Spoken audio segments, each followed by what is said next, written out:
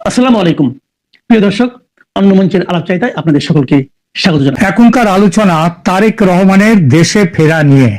আজ 25শে ডিসেম্বর 2025, দীর্ঘ 17 বছরের প্রবাস জীবনের অবসান ঘটিয়ে আজই বাংলাদেশে ফিরছেন বিএনপির ভারপ্রাপ্ত চেয়ারম্যান তারেক রহমান।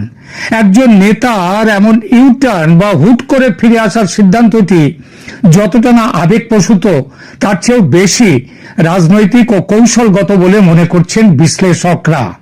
কি সেই রাজনৈতিক চাপ ও কৌশলগত প্রেক্ষিত, সেটা দেখা যাক।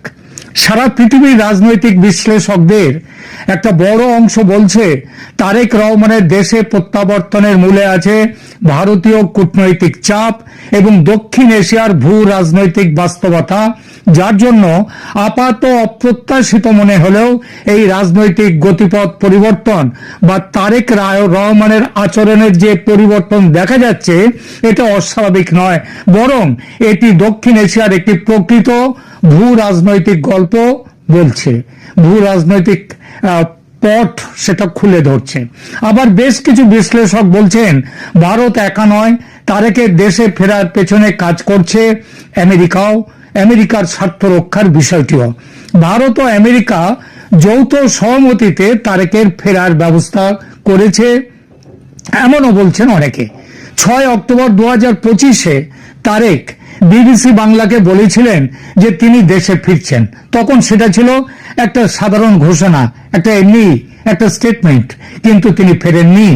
এর 7 সপ্তাহ ধরে চুপচাপ থাকার পর তিনি লেখেন গত 29শে নভেম্বর যে তিনি ফেসবুকে তার পোস্টে লেখেন, এক্সে হ্যান্ডেলে লেখেন, যে কোনো শিশুর মতো, ফেসবুকে লেখেন, যে কোনো শিশুর মতো সংকটের সময় আমার মায়ের স্নেহ পাওয়ার আকাঙ্ক্ষা রয়েছে, কিন্তু খেয়াল করবেন এবারের কথাটা, কিন্তু অন্যদের মতোই আমি নিজস্ব সিদ্ধান্ত নিতে সম্পূর্ণরূপে স্বাধীন নই। এই বিবৃতিটি গুরুত্বপূর্ণ। তিনি স্পষ্টভাবে বলছেন যে তার ফেরার সিদ্ধান্ত তার নিয়ন্ত্রণে নেই। একই সঙ্গে তিনি আর একটা লক্ষ্য করার মতো কথাও বলেছেন, যেটা বেশিরভাগ পর্যবেক্ষকের দৃষ্টি এড়িয়ে গেছে। তিনি ওই পোস্টে লিখেছেন, অন্যদের মতোই আমি নিজস্ব সিদ্ধান্ত নিতে সম্পূর্ণরূপে স্বাধীন নই। এই কথার মধ্যে তিনি ইঙ্গিত দিলেন শুধু যে তার স্বাধীনতা নেই তা নয়, অন্যদেরও স্বাধীনতা নেই।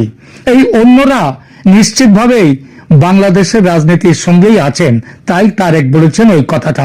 অর্থাৎ বাংলাদেশের রাজনীতি স্বাধীন রাজনীতি নয়, সবার টিকি বিদেশি পরাশক্তির কাছে বাঁধা। তখনই বোঝা গিয়েছিল মামলা পাতি সব মিটে গেলেও কারো সঙ্গে দর কষাকষি চলছে, তবে সমঝোতা হয়নি তখনও, তাই তারেক রহমান আসতে পারেননি। এরপর 16ই ডিসেম্বর তিনি বলেন 25শে ডিসেম্বর দেশে ফিরবেন। 29শে নভেম্বর থেকে 16ই ডিসেম্বর, এই প্রায় 2 সপ্তাহ সময়ে কি এমন ঘটলো যে তারেক নিজের সিদ্ধান্ত পাল্টে নিলেন? গবেষণা প্রমাণ করে যে তারেক রহমানের বিলম্ব শুধুমাত্র মায়ের স্বাস্থ্য নয়, বরং ভারতের সাথে বিএনপির গোপন আলোচনার কারণেই দেরি হচ্ছিল। মানে মা অসুস্থ, তাকে দেখতে আসার জন্য তিনি ছুটে আসবেন, সে পরিস্থিতি ছিল না। এরপরে মায়ের স্বাস্থ্য কি সত্যিই খারাপ ছিল, সে বিষয়টা পরে আসছে।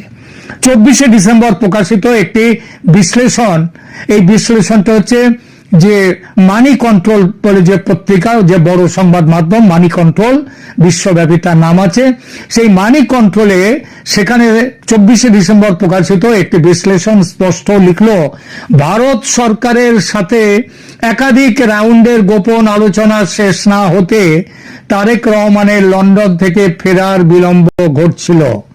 বিএনপি নেতৃত্ব এবং ভারত সরকার তাদের স্বার্থ রক্ষার জন্য একটি কার্যকর চুক্তিতে পৌঁছানোর পরেই তারেকের ফিরে আসার পথ স্পষ্ট হয়েছে। গ্লোবাল নামী মিডিয়া, ওই যে বললাম মানি কন্ট্রোল, তারা 24শে ডিসেম্বরে ওই প্রতিবেদনে কি লিখেছে আমি ইংরেজিটা, বাংলা তো আগে বলেই দিলাম, এরপরে ইংরেজিটা পড়ি। Tarique Rahman's return to Dhaka signals new Delhi's tacit understanding with a resurgent Bangladesh Nationalist Party and India's clear-eyed acceptance at long last of the impending reality of BNP taking up the reins of power after the elections in February.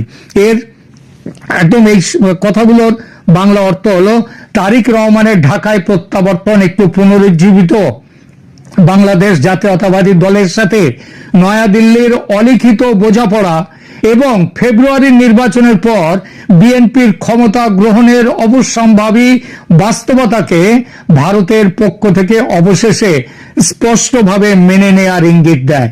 অর্থাৎ বাংলাদেশের সামগ্রিক পরিস্থিতি বিচার করে দেশকে জামায়াতে ইসলামীদের হাত থেকে বাঁচাতে, পাকিস্তানি অনুপ্রবেশ রুখতে এবং ভারতের জিও পলিটিক্যাল স্বার্থ রক্ষা করতে ভারত অবশেষে বিএনপিকে মেনে নিল এবং বিএনপিও কিছু সমঝোতার মাধ্যমে সেই মেনে নেওয়াকে স্বীকৃতি তারা মেনে নিতে বাধ্য হলো।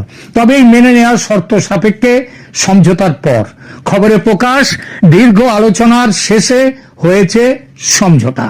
কোথায় এই আলোচনা হয়েছিল? ভারতীয় কূটনীতিবিদরা তারেক রহমানের সাথে সরাসরি আলোচনা করেছেন লন্ডনে, আবার ভারতীয় কূটনীতিবিদরা ঢাকায় ভারতীয় হাই কমিশনার প্রণয় বর্মার নেতৃত্বে বিএনপি সিনিয়র নেতৃত্বের সাথেও কাঠামোগত মত বিনিময় পরিচালনা করেছেন। কেন এই আলোচনা প্রয়োজন ছিল? ভারত বাংলাদেশ সম্পর্ক 2024 সালের আগস্টে শেখ হাসিনার চলে যাওয়ার পর, পদত্যাগের পর একেবারে ধসে পড়েছিল। পদত্যাগ তিনি করেননি, তিনি চলে যেতে বাধ্য হয়েছিলেন। হাসিনা ছিলেন ভারতের ঘনিষ্ঠ মিত্র, যিনি 15 বছর দেশ পরিচালনা করেছেন। তার জায়গায় এসেছে একটি অন্তর্বর্তীকালীন সরকার যা বিভিন্ন রাজনৈতিক পক্ষ নিয়ে গঠিত, যেখানে জামায়াতে ইসলামের ভীষণ বড় রকমের প্রভাব রয়েছে। মোহাম্মদ ইউনূসের শাসনে ভারত যে বিষয়গুলি নিয়ে চিন্তিত ছিল, কি সেই বিষয়গুলো? ভারত চায় আওয়ামী লীগের ক্ষমতায় ফেরা যখন নানা কারণে প্রশ্নবিদ্ধ, তখন অ্যাভেলেবেল অল্টারনেটিভ, মানে আমার কাছে কোন ব্যবস্থাগুলো আমি পেতে পারি, সেই অ্যাভেলেবেল অল্টারনেটিভ ছিল একমাত্র বিএনপি। কিন্তু বিএনপির মধ্যে ধর্মীয় ভাবনা ও পাকিস্তানি প্রেম আছে, তবে থাকলেও জামাতের তুলনায় অনেকটাই কম। সুতরাং আলোচনা চলছিল ক্ষমতায় এসে বিএনপির কাছ থেকে ভারতের প্রত্যাশা পূরণ নিয়ে, যেন কঠোর ধর্মীয় মৌলবাদী পার্টি জামায়াতে ইসলামীর থেকে দূরে থাকে বিএনপি।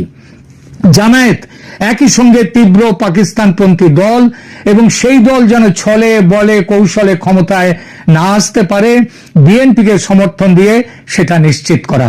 এতে স্বার্থ যে শুধু ভারতের তা নয়, ভারতের 4000 কিলোমিটার সীমান্ত বাংলাদেশের সাথে রয়েছে। গঙ্গা, তিস্তা এবং অন্যান্য নদীর জল ভাগাভাগি দীর্ঘমেয়াদী সম্পর্কের জন্য গুরুত্বপূর্ণ।